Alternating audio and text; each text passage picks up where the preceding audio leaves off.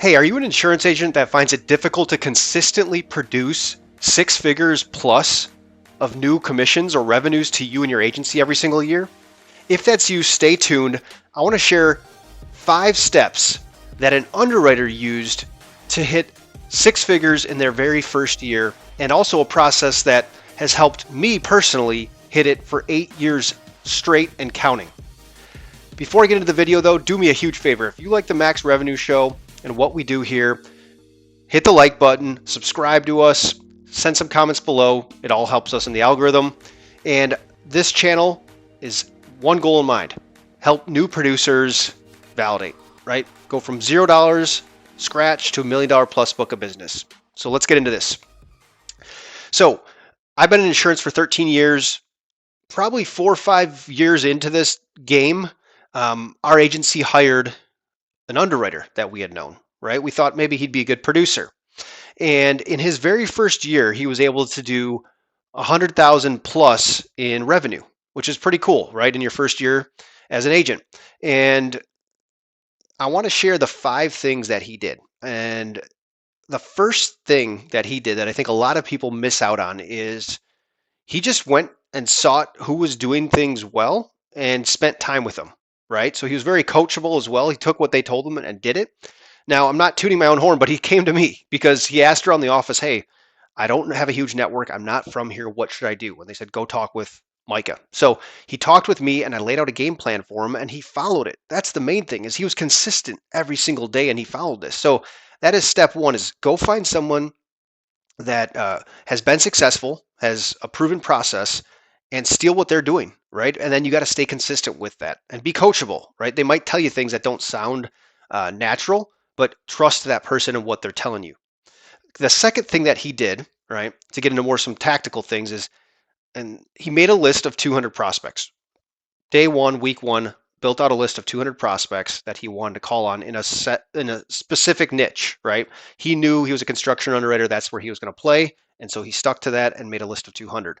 But what he also did is I said, hey, you make this 200, but it's like a rolling list of prospects. You should always be adding to it every single day. Add 2, 3, 4, 5, 10, whatever. If you're driving around town and you see a truck, write it down, right? So do that so you're always adding to your list of prospects. So that's the second thing he did. Third thing he did was he made 40 calls a day, right? And he had never done cold calls before, wasn't a cold calling expert. You want to know the script that he used? It was very direct. It was very easy. And the reason I encouraged him to use this script, and it's a script I've used myself, is that it takes away all cold call reluctance, right? There's no fumbling over words. There's nothing fancy you have to say. And if you can get that confidence, that does so much more for your cold calling game. So the script was simple, right? All it was is, hey, I'm John with XYZ Agency. I know you got an agent you work with. I'm not calling to quote or bid, but I was wondering if you'd ever be open to having a conversation about your insurance. Stop.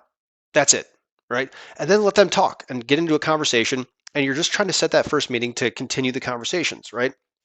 And he did this, right? And he did it consistently, and that was really, really key to him hitting the numbers that he ended up hitting. All right. So the fourth thing that he did is he would keep a running list of all, after when you're making all these cold calls, right? You're gonna have a lot of different conversations. He kept a running list of all the people who said call me back later, and he put them on an Excel list, and I call it a follow up later list.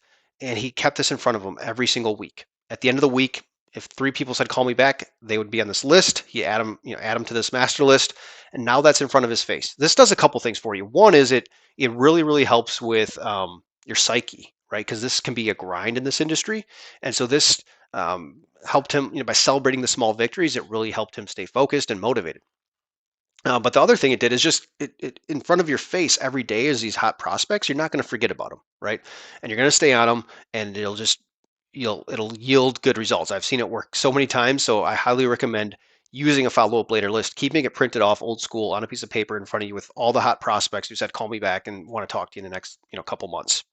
And then the last thing that he did is he led with BOR first, right? And basically he pitched to the client as, we don't quote, we just get hired, and here's why that way makes the most sense. Now I have other videos that I share and I get into way more on this, and I'm not going to get into this on this video here.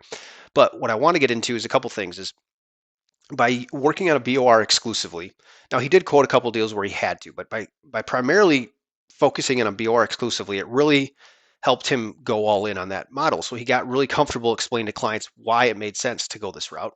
He also saved a ton of time, right, in his prospecting efforts. He wasn't out there chasing deals or chasing people that weren't really prospects but were suspects. And so I think this really helped him a lot as well. And it he was an underwriter, right? So he could use some of his skill set he had in terms of policy reviewing and being an expert. And I think it lended really well to when he was talking with these clients. Okay. So um, that to recap, the 5 things that he did is didn't try to reinvent the wheel, and he stayed consistent with the advice that he got. He made a list of 200 prospects and always added to that list every day. He made 40 calls a day, kept his script super simple, and was very consistent on the calls. He kept a follow up later list or a list of hot leads right in front of his face every single day. And the 5th thing is he worked off of BORs almost exclusively and led with that, and that was his approach. So, hey, if an underwriter can do, $1 million plus in premiums, I think his revenue ended up being like 115, 110 that year. And then the last 2, 3 years I worked with him after that, he was hitting 6 figures those years as well. So every year he was hitting 6 figures. As I said in the intro, I've done 100K plus of revenue 8 years in a row, right? And now is there guys doing way more than me? Sure, I'm sure there is. But if you want to at least do 100 and 100 to 500 somewhere in that range every year, this model works pretty well. Give it a try. Thanks.